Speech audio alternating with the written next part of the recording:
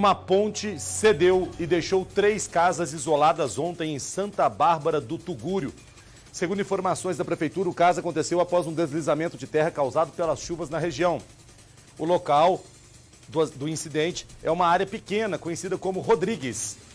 Das casas que ficaram isoladas, apenas uma é habitada constantemente. As outras são granjas, que os donos não moram no local. Para quem não sabe o que é granja nessa região muito comum da Zona da Mata, é como se fossem sítios, ranchos, como a gente tem, por exemplo, no sul de Minas.